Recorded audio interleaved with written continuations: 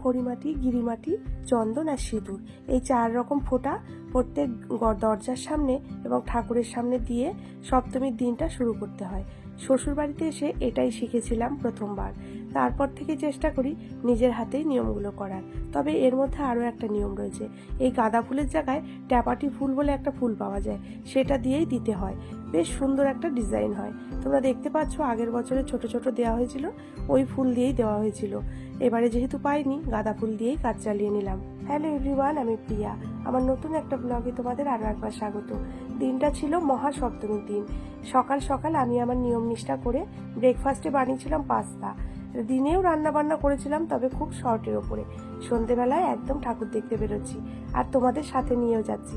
দেখো আমাদের পাড়ার ঠাকুরটার কাছে কত ভিড় হয়েছে। হওয়াটাই স্বাভাবিক, সবাই তো জোর কদমে ঠাকুর দেখতে শুরু করে দিয়েছে। আমরাও এসেছি, তবে এখানে বাগনানে এসে একটু রেলগেটে দাঁড়িয়ে পড়েছি, যেহেতু রেল লাইনে এখানে গেট পড়েছে। তো দেখতে পাচ্ছ সব কাপলরা কিরকম ঠাকুর দেখতে বেরিয়েছে। আমরা কিন্তু বিয়ের আগে এইরকম উপভোগ কোনোদিনও করিনি।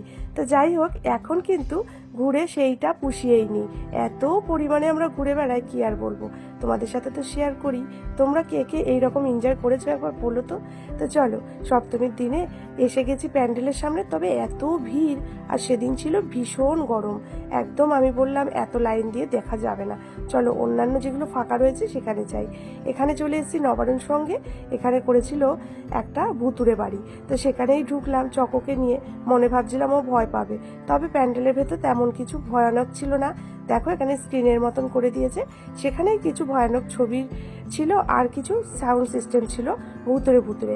আমি খুব চিন্তায় ছিলাম আর চকোর দিকে তাকাচ্ছিলাম ভয় পাই কিনা। তবে একটু একটু করে তো বড় হচ্ছে ছেলে, সেইভাবে ভয় পাইনি। ও বলছিল নিজেই যে মা, এই পুতুলগুলো একদম ঠাকুমার মতন লাগছে, যেহেতু চুলগুলো সাদা সাদা মতো দিয়েছিল। তো যাই হোক, এসে গেছি মায়ের দর্শনে। সপ্তমীর দিন মাকে দর্শন করলাম এই প্রথম প্যান্ডেলে। কেমন লাগছে তোমাদের বলো তো। খুব ভালো লাগছে মায়ের মূর্তিটা, একদম সাবেকি মূর্তি। মাকে দেখে বেরোনোর পরে এপাশেও দেখলাম কিছু মাটির মডেল তৈরি করেছে, বেশ কিছু থিমের ওপরে। ভালোই লাগলো। এইবারে চলে এসেছি একটু বাগনানের দিকে যাব। এই যে প্যান্ডেলটা দেখলে, ওটা মোটামুটি ওই ঘোড়াঘাটার কাছাকাছি ছিল। তো চলো এইবারে আমাদের বাগনানে যাই। হাই রোড দিয়ে উঠেছি, এত ভয় লাগছিল। আমরা যেহেতু হেলমেট নিয়ে যাইনি, ওপাশে যাওয়ার কোনো রকম প্ল্যান ছিল না বলে হেলমেট নিইনি। তো এখানে এসেছি বাগনানের একটা প্যান্ডেলে। এত সুন্দর প্যান্ডেলটা করেছে। কি দিয়ে করেছে তোমাদের একটু ক্লোজলি দেখিয়ে দিলাম। সেটা হচ্ছে শাল পাতা, যেগুলো ছোট ছোট ফুচকা খাওয়ার পাতা হয়, সেইগুলো দিয়েই। প্যান্ডেলটাও যেমন সুন্দর, মায়ের মূর্তিটাও তেমনই অসাধারণ। দেখো চকও দেখছে, আমরাও দেখছি। আর এখানে আলোটা এত পরিষ্কার ছিল, মনে হচ্ছিল কয়েকটা ছবি তুলি। আসলে এখন তো প্যান্ডেলে সব নীল লাল মতো আলো দেয়, ছবি ঠিকঠাক আসতে চায় না। এখানে বেশ ভালোই ছবি এসছিল, অনেকটা সময় কাটালাম। তবে চকো যেহেতু ঘুমোয়নি দুপুরে, অনেকটা ঘুমিয়ে পড়তে চাচ্ছিল, তাই জন্যই বললাম চলো, খুব একটা দেরি করা যাবে না। আসার পথে আমাদের এই বাগনানের রেল লাইনে এই প্যান্ডেলটাতে দেখলাম খুব একটা বেশি ভিড় নেই। প্রত্যেক বছর এখানে অনেক লাইন পড়ে। বললাম তাহলে আর এই সুযোগ ছাড়া যায় না, চলো ঢুকে একটু মাকে দর্শন করে যাই।